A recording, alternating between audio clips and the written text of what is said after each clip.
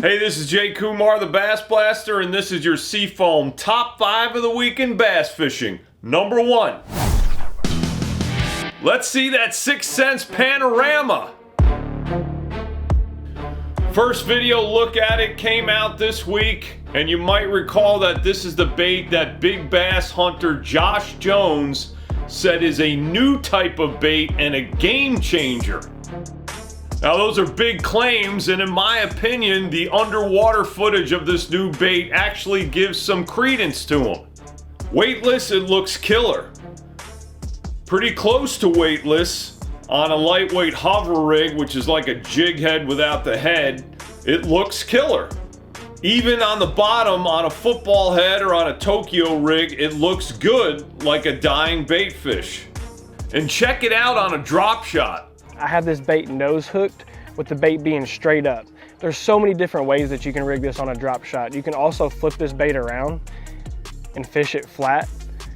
Also, one of my favorite ways to rig this on a drop shot is rigging it Texas rig so I can fish it through offshore structure. There's even more ways to fish it too, which I guess could mean it's a new type of bait. We'll see, man. I actually found out that Sense was gonna come out with this bait a couple years ago, but this weird little dude stole it one night out of Josh's boat. We will find it and take it for me. He called it precious, but it's Panorama, man. Number 2. Just when you think you've seen every bass fishing bait, a new one comes along, like the Panorama and this.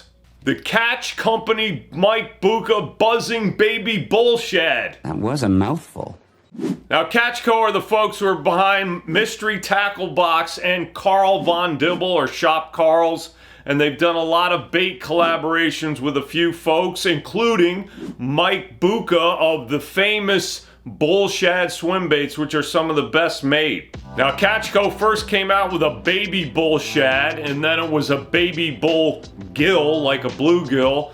Then it was a weedless bull shad, and now they're coming out with a buzzbait version of it, the buzzing baby bull shad.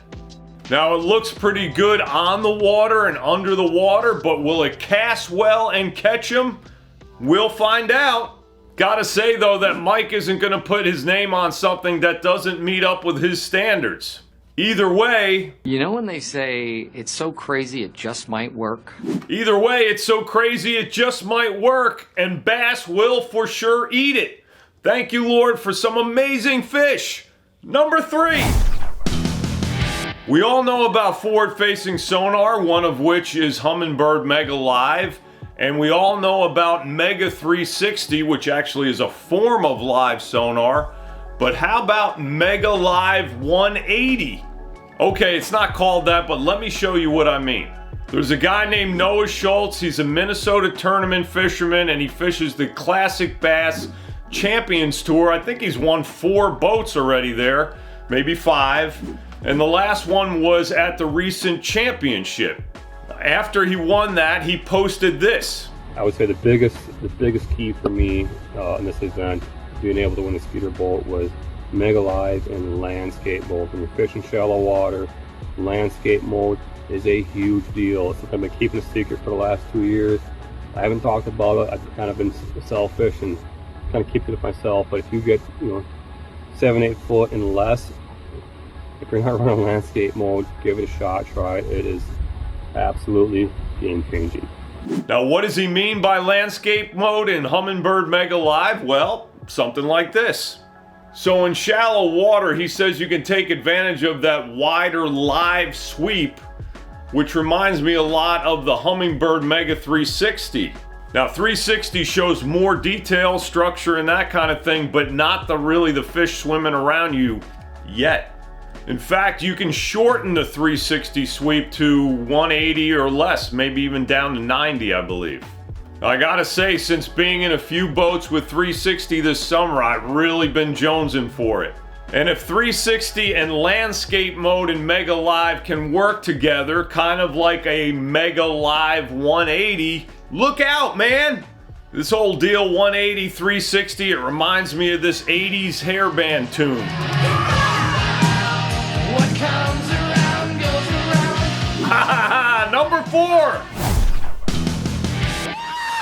Never give up! Never give up! This is just a quick encouragement or reminder to all of us, including me, to keep casting. In other words, don't let your bass and ADD self give up on a spot too fast. Now, what got me on this was that Bobby Lane posted this recently about fishing against younger fishermen who use forward-facing sonar. He said, I throw something out there and they don't bite, I move on. But they, the younger guys, put on 15 different baits till they get that fish to bite. Now, to me, that shows that having forward-facing sonar doesn't make them just jump into the boat, and it shows that persistence is still key. It reminds me of 2 stories I've heard over the years. The first is Roland Martin. Way back in the day on a guide trip, he was guiding a guy, and he told him to make a cast at a stump with a buzzbait. The guy threw it out there 3, 4, 5 times, no bites. Roland got ticked off, and he rolled that buzzbait by that stump at least 20 times before that bass came up there and finally slammed it. Similar story I heard about Denny Brower, a guy in the boat. He was flipping a jig. I think he flipped it about a half a dozen times to this piece of structure, no bite. Denny, I think it was 38 times he flipped to that same piece of structure in a row and finally got that fish to bite. So what does that tell us? Keep casting, man. Number 5. All right, with all this negative talk about should the leagues ban forward-facing sonar, I thought it'd be fun to take a look at some other stuff we could maybe ban to take care of the problem, if there is a problem. Let's start with spinning rods. Go to bait casters only, problem solved. What? No, why? Next one, ban crappie baits. I mean, why are bass fishermen fishing with 1/16 ounce jig heads with baits that are less than 3 inches long? Whatever happened to crossing their eyes on the hook set? And hey, why not ban all electronics? I mean, when that happens, my votes for Angler of the Year are David Fritz, Larry Nixon, Rick Clunn, or John Cox. And one more, if people can't stand watching guys watching their screens on boats, just ban live coverage. Problem solved, man. No more complaints. Okay, I did think of one more possible solution here. If people get so wound up about forward-facing sonar, let's just call it something else. Okay, it has to be 3 words. How about warm blueberry muffins?